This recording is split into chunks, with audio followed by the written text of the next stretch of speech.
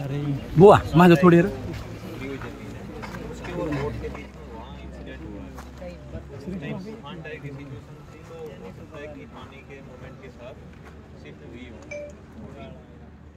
उसी एरिया में मेनली और वहाँ बोट कैप्साइज हुई है, तो उसका बता रहे हैं कि पानी के ऊपर ऑयल वगैरह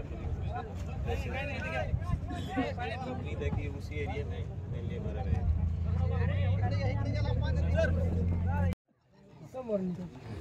वाऱ्याच्या पलीकडून कशी आली आणि तिथं आल्यानंतर वारं चालू झालं. मग वाऱ्याच्या ह्याच्यावर थोडीशी अलीकडं इकडं आली परत वाऱ्याने आणि इथं आल्यावर ती पलटली. हा तिकडं वारं तिकडून होतं, उत्तरेकडून वारं असं होतं, त्यामुळं त्या ह्याच्यावर वाऱ्यावर हे आता बोटीत ना तिथं येऊन बोलले.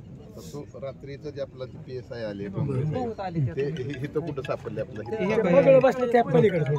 तिथं आले बघा ते तिथून त्या गाळामध्ये ते पक्षी बसले तिथं हे बोटी जे छोटे छोटे हे बोटी आहेत ना पलटी झालेले होत्या. ते लोक आले ना, ते लोक त्या बोटी नीट करायला आल्यानंतर त्यांनी आवाज दिल्यावर ते त्यांना बाहेर काढलं.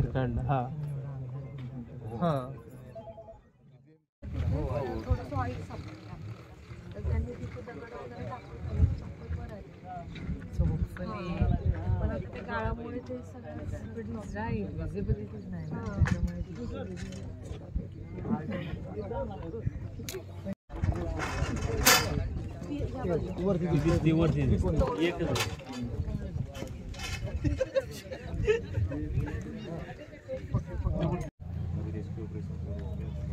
अभी तो एक शुरू हो रहा है,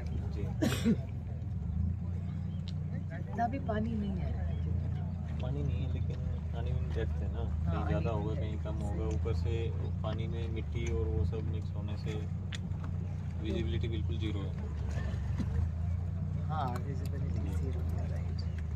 पात्रामध्ये फार मोठी दुर्घटना घडलेली आहे. याच्या अगोदर देखील अशा दुर्घटना घडलेल्या आहेत, वारंवार अशा घटना घडत आहेत.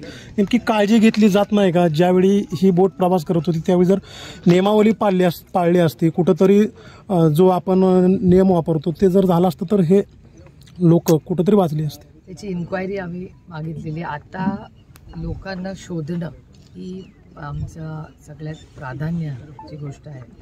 काल रात्री आप्पासाहेब जगदाळे पहिले इथे पोचले आणि त्यानंतर आप्पासाहेब आणि सगळी जी यंत्रणा आहे त्यांच्याशी आम्ही सातत्याने कॉन्टॅक्टमध्ये होतो.